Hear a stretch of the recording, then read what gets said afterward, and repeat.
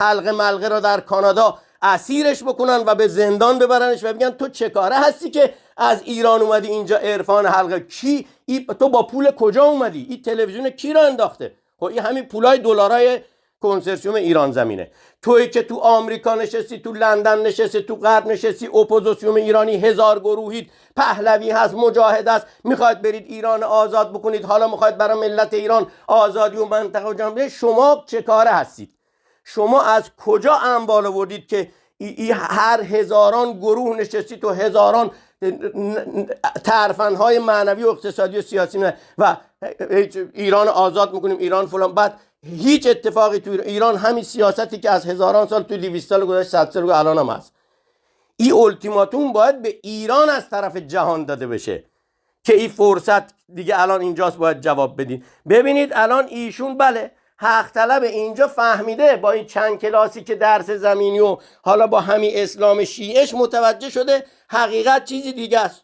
این جمهوری نااسلامی، این دجالان، این عرفان، این مذهب بازی تو ایران جعله و برای جنایت، برای سرقت ایران، ملت ایران، منطقه و جهانه و به خون و خاک کشیدن ملت هاست که هم در ایران نمونش توی 45 سال جنگ 8 سال ایران و عراق، نابودی کشورهای عربی، الان سوریه، همین الان جنگ تو فلسطین، در اوکراین، اینا دیگه خدا نکنه که این مشخص بشه که ریشه. او وقت اینه که جهان باید به ایران التیماتوم بده. ولی این برادر عزیز ما، این بزرگوار، چون در حد چیزه اومده میگه که ما اجازه میدید یه التیماتوم به آلمان بدیم. آلمان باید به ما التیماتوم بگه شما برای چی پولا به اسم ایرانی هاست؟ برای چی پالتای دلار تو جهان جابجا میشه به اسم ایرانی ها؟ برای چی خود شوروی سابق که امپراتور شرق بوده به دلارها و پالتای ایران که تریلیون ها اونجا در فرودگاه بزرگ مسکو در انبارهای ویژه نگهداری میشه، اینا برای چیه؟ برای چی به اسم ایرانی هاست؟ یه شخص به نام طهماسب مظاهری با پسرش چه کاره جهان هست که پالتای دلار تریلیونی به اسمشونه و بقیه اسنادی که نزد این بنده الان اورجینالش وجود داره در سرتاسر جهان. یکی که نیستن، صدها ایرانی با پاسپورت، با سند رسمی، پالتای دلار در سرتاسر جهان. ایرانی‌ها چه کاره هستن که باید 270 تریلیون دلار در پکن پول باشه به اسمشون؟ ها؟ ایرانی‌ها چه کارن که تو خود واشنگتن دی سی، تو خود فدرال رزرو هزاران تن الماس و طلا و فلان و اینا باید به اسمشون باشه؟ این جواب ایران هست که باید به جهان بده. التیماتوم برای ایران باید بیا، معنوی، اقتصادی، سیاسی. حالا یه فقیر یه درخواستی زده بود که طبق اونچه که پروردگار عالم و عرفان و معنی و تقی خیر برای بشر میخواد، این درخواست پذیرفتن که بنده یه فقیر بتونم این خیر حقیقت معنویت و اقتصاد و بیام برای کشور خودم روشن کنم و از اونجام دیگران به علت این حقیقتی که اتفاق میفته سکوت بکنن صبورانه تا ما بیایم حقیقت بعد از ایران انتقال بدیم، میگم آقا این حقیقت معنوی بوده، این اقتصادم بله همه امکانات هست، همه یه جهان برن به طرف سازندگی و عشق و محبت و آسایش و صلح جهانی و اینا. این حقیقته.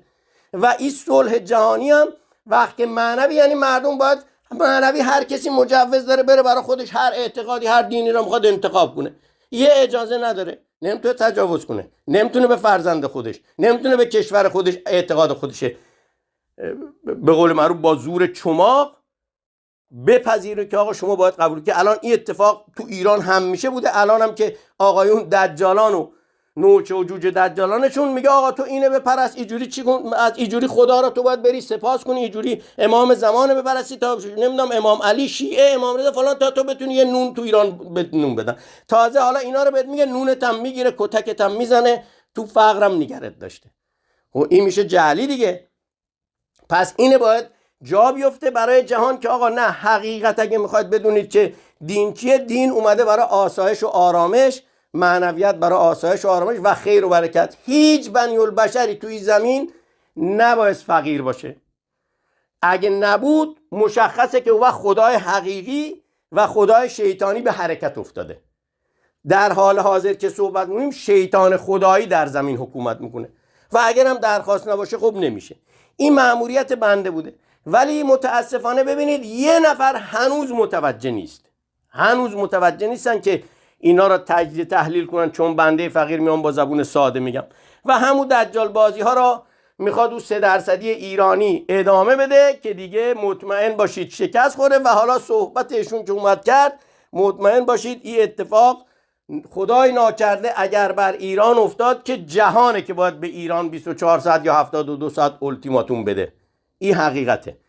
ولی او کسی که درخواست کننده بوده، او فعلا مثل یه سدی در مقابل این مسئله جعل معنوی اقتصادی سیاسی فعلا این سد ایستاده، چون در او درخواست قول داده شده که حقیقت را اعلام بکنن به ایران و منطقه و جهان اگه این توان پیدا شد و درخواست داده شد. و وقتی حقیقت گفته شد همه آزاد میشن. وقتی حقیقت معنوی را میبینن همدیگه را میبخشن. ولی اگر که حقیقت معنوی را ایران، منطقه و جهان ندیدن، چه بخششی؟ باید بیان التیماتوم به ایران بدن، باید منطقه و جهان بیان بگن آقا جواب ما رو بدید، آقا الان ثابت کنید، آقا یا الان ایران باید با شرق و غرب این زمین بجنگه. چون صحبتشی بوده توی 45 سال گذشته، نه شرقی نه غربی، و فوش و فضیحت به آمریکا، ولی نابودی کشورهای منطقه و خود ملت ایران 96 منطقه. و 3% هم که دجالان هم تحت چیز هستن و خود دجالان میدونن به خاطر این فقط فرمان میبرن، چون این فرماندهی رو اگر ول کنه، اگه تو ایران بخواد اون نیروی گرداننده ایران 3% بیاد الان ول کنه رهبری را، چون خودش هم گیر میفته دیگه، مجبوره تا فعلنی که کسی پیدا نشده و نیست فعلا معنوی اقتصادی سیاسی حقیقت ایران روشن کنه، اونا هم مجبورن استقامت بکنن. میشه شیطان خدایی با شیطان خدایی، یعنی شیطان با شیطان در حال جنگ، که ما اینا رو قبلا براتون باز کردیم. و شما ملت هم نابود میشید، باز منطقه و جهان هم به همین مسیر میره. ولی اگر بیداری شد و متوجه خدای شیطانی شدن، خب حقیقت معنوی که باز شد، از جعلی در اومد، اقتصادم از جعل در میاد، سیاست هم در میاد، ایران، منطقه و جهان به آسایش و آرامش میرسن. ببینید عزیزان من، ملت ایران، منطقه و جهان، اینه که هنوز کسی مثل که متوجه نمیشه. ولی چون دیگه ما به چراغ قرمز نزدیک هستیم، این روزا دیگه میگم نیروی سوم یک کسی یه مسیجی میرسه کنار، اون مسیج هم نیروی سوم امر میکنه آقا خودت بیا برو اینا رو بگو دیگه. نیست. سواد زمینی هنوز متوجه نمیشن.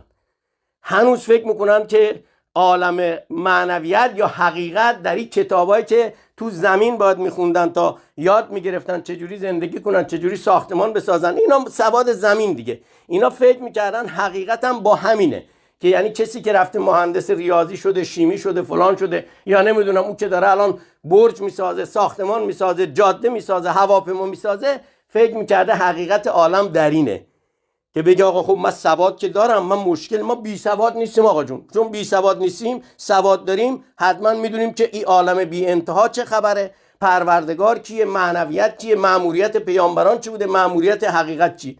اینجوری متاسفانه. و این متاسفانه بیشترش چون جعل معنوی رو ایران بوده، این در فارسی زبان و در کشور ما ایرانی هاست که متاسفانه او 3%مون در این جعل فرو رفتن، که خب اینا دانش دارن، سواد دارن و چیزایی هم که به خوردشون رفته الان مقدار براشون سخته که بگن نمیدونیم. خب اون 96 هم که همینطور اسیر رسه 3% بودن.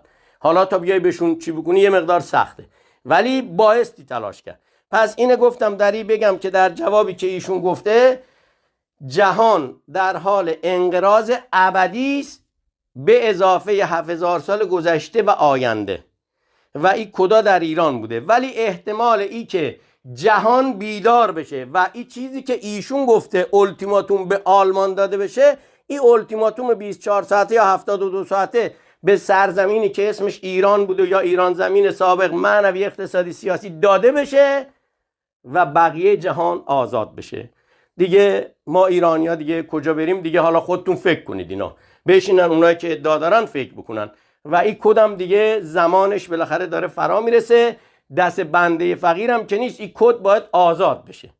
و وقتی دیگه آزاد شد تا یه جایی به بنده فقیر به قول معروف حالا به هر دلیلی یه رحمی شده، یه درخواستی زده شد و گفتن خب حالا شما بیا برو، که سختم هست و نمیشه